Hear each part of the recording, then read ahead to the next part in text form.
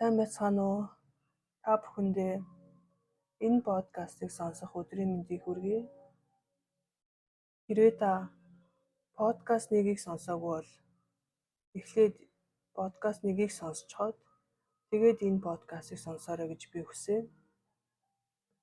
Эхний подкастаараа би таны хайртай дотны үний сүнс, таныг асуудлаа хэлсэн хэлээгүй, таны амьдралд болж байгаа тэр бүх зүйлийг мэддэг, хардаг, сонсдог. Тэд үргэлж бидний хажууд байдаг гэж би хэлсэн.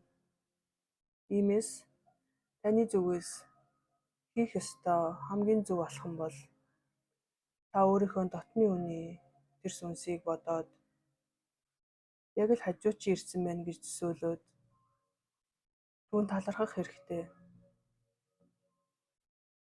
Мөн түүнийг мартаагүй гэдгээ сануулах хэрэгтэй. Мөн бидний амьдралд оролцож төвөгтэй нөхцөл байдалд тусалсан гэдгийг чинь мэдэж байна гэдгээ ч гэсэн хэлэх хэрэгтэй. Ингэснээр ямар эерэг үр дүнтэй вэ гэхээр таны дотны хайртай хүний сүнс маш их баярлах болно. Яагаад гэвэл бид бүгд хайртай хүнийхээ өөд болсноос хойш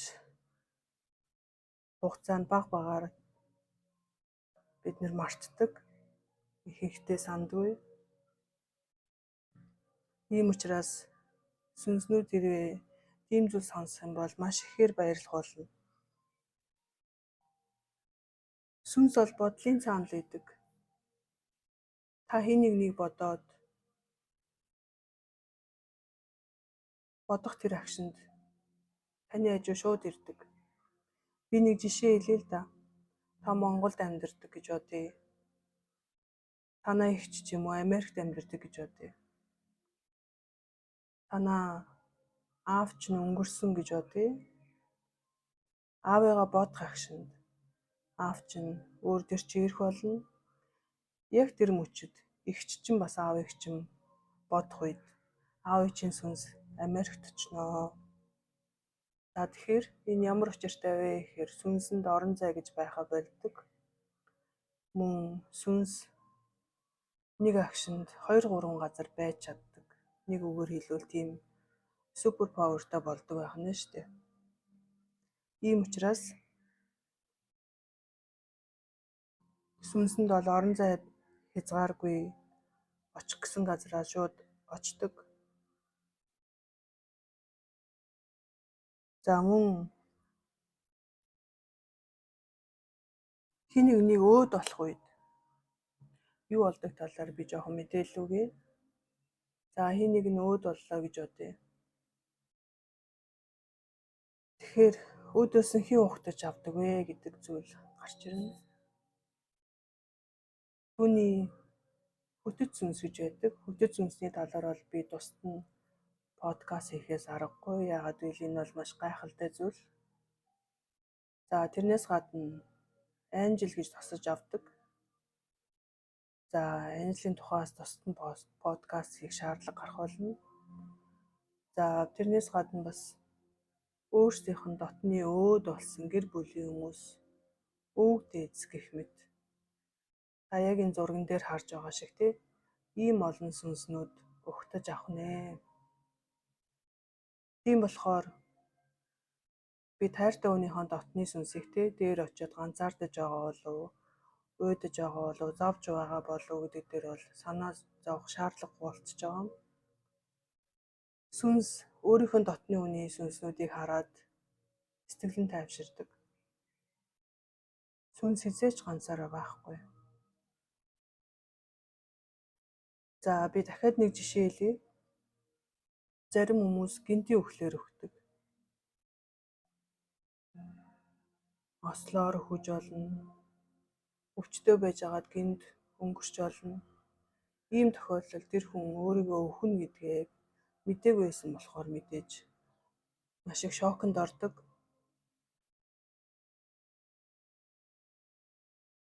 Хүн өөд болсны дараа сүнс гол гатлах тийм шаардлага гардаг.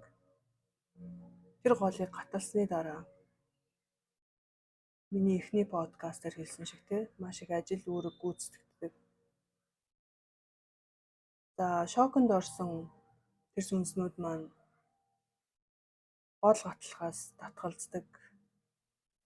Мэдээж те би яхаараа өгч гисэн байдаг юм болохгүй байсан гэх мэт хүлээн зөвшөөрөхгүй асуудлууд гарна. Энэ үед нь мэдээж өөрсдийнх нь дотны үнийн сүнснүүд нь ирж тайвшруулна, ойлгуулна. Natural маягаар өөд болсон хүн бол тэгээд голоо шууд гаталчихдаг. Харин шоконд орсон хүмүүсийн сүнс маань баг зэрэг хүлээн зөвшөөрөхгүй байгаагаасаа болоод хэсэг хугацааны дараа гол гаталтай гэж хэлж олно.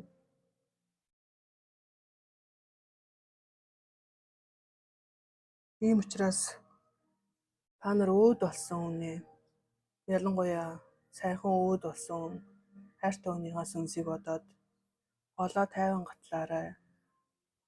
Голоо гаталсныхаа дараа бидэндээ ирж шаардлагатай үед бидэнд туслана гэдгийг мэдэж байна. Бидний санаа зовлтгүй гэх мэт аль болох сэтгэлийг нь тайвшруулах зүйл дотроо бодож хэлэх хэрэгтэй. Хүмүүс бидэнд өвдсөн үед эмч хэрэгтэй байдаг шиг сүнснүүдэд ч гэсэн сэтгэлийн эмч хэрэгтэй байдаг. Ийм учраас сайхан өөд болсон хин нэгнийг бодож сайн миний хэлсэн зүйлийг хэлж тайвшруулах хэрэгтэй. Ямар нэгэн байдлаар хэрвээ та өөд болсон хүнээ хүлээн зөвшөөрч чадахгүй түүнийгээ бодоод шаналаад байх юм бол таны хайртай хүний сүнс чинь бас адилхан яг л тань шиг шаналх болно.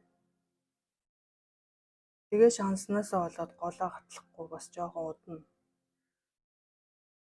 Ийм учраас та миний хэлснийг санаад аль болох голыг нь хурдан гатлуулахад залбирах хэрэгтэй, түүнтэй ярих хэрэгтэй.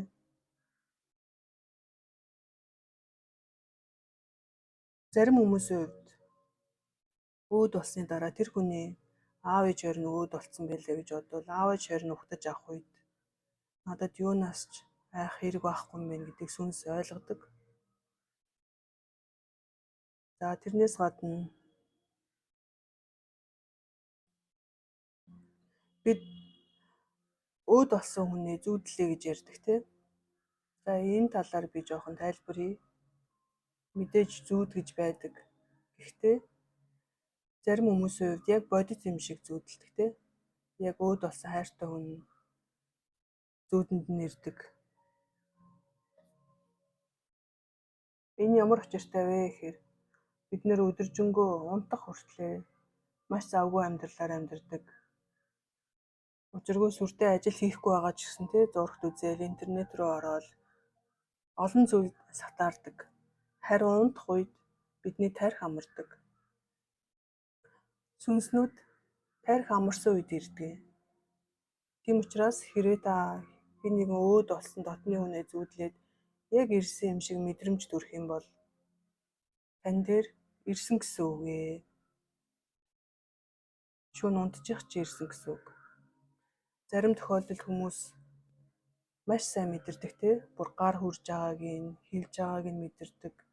Зарим тохиолдолд сүнснүүд ирээд үнсээд явдаг, тэврээд явдаг гэх мэт. За энэ нь бол үнэхээр таны хайртай хүний дотны сүнс ирээд явсан байна гэсэн үг.